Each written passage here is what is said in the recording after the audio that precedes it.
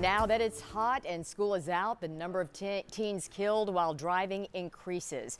THP says between Memorial Day and Labor Day, a teenager dies in a crash on average every 6 days in Tennessee. That's almost 50% higher than during the rest of the year. 2 separate crashes killed 4 people under the age of 21 in the past week here in East Tennessee. 10 News reporter Mark Salinger shows us the 100 deadliest days are off to a devastating start. The numbers are staggering, and the faces of those killed are heartbreaking. It's terrifying because that could be me. It could be one of my friends. 15-year-old Gabby Sweet is in her second day of driver's ed. The dangers of the 100 deadly days are drilled into the minds of new drivers. I am studying to get my license. The deadly days happen because they're out of school, they're driving more, many have summer jobs. An average of 10 teen drivers dies every day across the country in the period between Memorial Day and Labor Day. That's an increase of more than 14% from the rest of the year. And when it gets dark out, the number of nighttime crashes goes up by 22%. 90% of all automobile crashes are driver error. Speed, nighttime driving, and distracted driving are the top causes of fatal crashes for teens. AAA says 29% of all those fatal crashes involving teens were speed related. Parents should make sure that there's no distractions in the car. You just want to be informed, there's tools for that. If you want to enforce, there's tools for that. As parents hand over the keys to their kids, new technology allows them to keep a watchful eye from away. Apps can go beyond just tracking location. This lets you set up like a geofence sort of thing. It's like, hey, you're allowed to go within a 30-mile circle of our house, and if you leave that circle, I get a notification.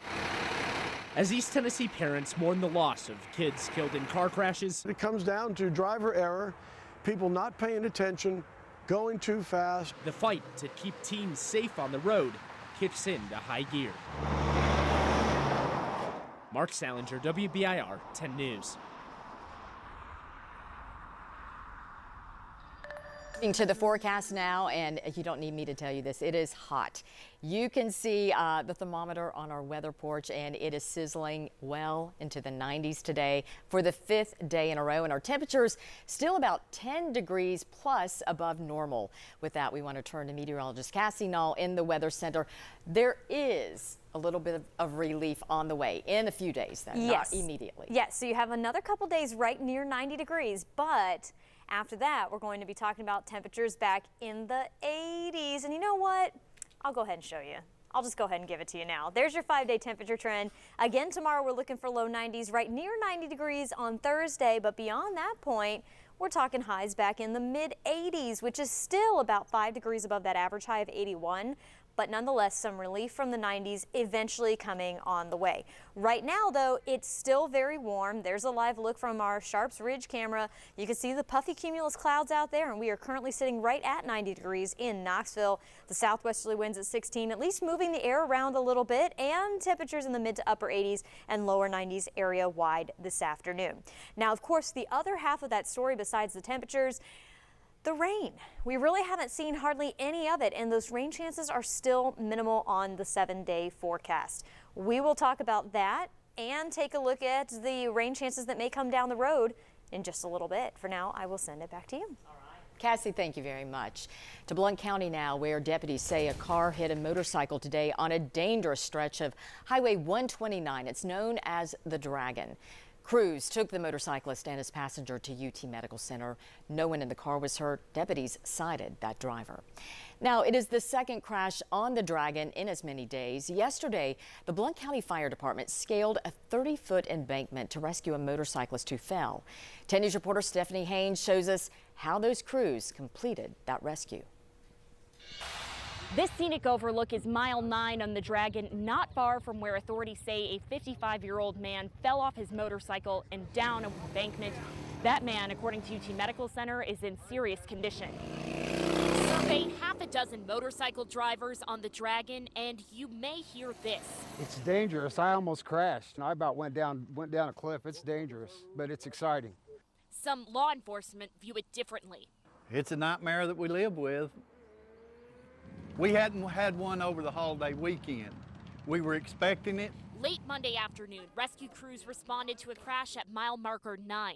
The Tennessee Highway Patrol says 55-year-old Daniel Davis of Decatur was trying to turn when he laid the bike down and tumbled at least 30 feet down an embankment. Several agencies responded, and the Blount County Fire Department started what they call a vertical rescue. Pretty steep embankment at this point. It was almost vertical. He says the man was alert and conscious. We drop our basket down, get him in the basket, and get him back on the road just as quick as possible. This is the truck they take out to rescues at the Dragon, for which they say they are one of the main rescue squads, besides another outpost in Walland. It's all the time that we go up there, and it's not a happy ending like this one. Still, the news of accidents on the Dragon doesn't deter some motorcyclists. You only live once. On my way down, it appeared police were responding to another accident. Back to you. Stephanie, thank you. The Blount County Sheriff's Office says it has extra patrols on the Dragon almost every day, April through September. It's made possible through an overtime grant specifically for the Dragon from the state and federal governments. To Campbell County now, where we're learning more about 3 people killed in an ATV crash. It happened Sunday about 6 miles down a trail off Stony Fork Road near Caryville. 10 News anchor Beth Haynes joining us now with an update. Beth. Robin, the ATV fell more than 100 feet down an embankment. It took rescue crews more than an hour to reach the victims because of rough terrain. And we're now hearing what 911 dispatchers learned as calls came in for help. Have it side by side. It's went over an embankment with 4 people on it. This time that we know of, there's one 13-year-old that's trapped. He is responding. The rest of them are not.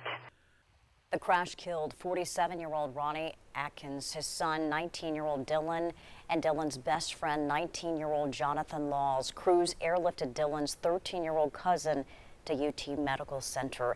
They are from Asheville, North Carolina area. Dylan and Jonathan both played basketball at North Buncombe High School. The school shared this picture of them on Facebook. Their former coach, Chuck Robinson, says their loss is hard on him and the community. I know that this community is strong, that they'll wrap their arms around both families. Dylan and Jonathan attended ETSU and were roommates. The university says they just finished their freshman year. Robin, we'll send it back to you. All right, Beth, thank you. Right now, the Knox County Commission is set to consider a proposed budget cut to the county's indigent care program. The budget proposal from Mayor Glenn Jacobs calls for a 30% reduction in the program, which cares for the poorest of the poor in our community. That brings the funding from $4 million down to just under $3 million. 10 News reporter Cole Sullivan is live at the City County building where Commission is working through this agenda. Cole. Robin, it hasn't gotten to this item on the agenda yet, but it has heard from several speakers in the community urging the County Commission not to cut this program. It's, as you said, a program for the poorest of the poor. It serves about 1,000 people in Knox County every year that have to make less than $500 a month. The Health Department, actually asked for more money for this program, and instead, Mayor Jacobs cut the budget by down about 30%. When we talked with him this afternoon, he says it's about cost. Healthcare costs are going up for everybody. They're going up for the county when we look at county employees. Of course, they're going up for the people who pay taxes. So we don't want to hit them twice by seeing their own healthcare costs go up, as well as rising healthcare costs on what the county covers.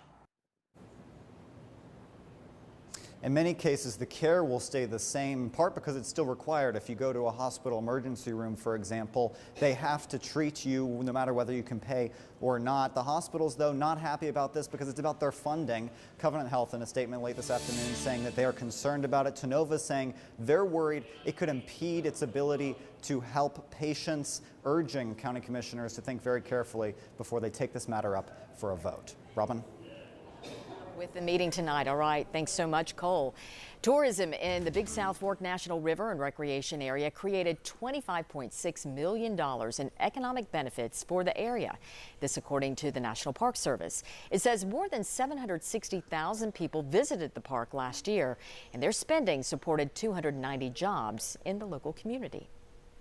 Paul Rubens is coming to the Knoxville Fanboy Expo coming up later this summer. Of course, he's best known for portraying the iconic character Pee Wee Herman. Fanboy Expo says Rubens will replace Molly Ringwald. The 16 Candles and Pretty in Pink star had to cancel due to filming changes on the show Riverdale. Fanboy Expo says Ringwald's character on that show is now back on a regular basis after the passing of actor Luke Perry. Fanboy Expo is July 12th through the 14th at the Knoxville Convention Center. It will feature Rubens and several other celebrity guests.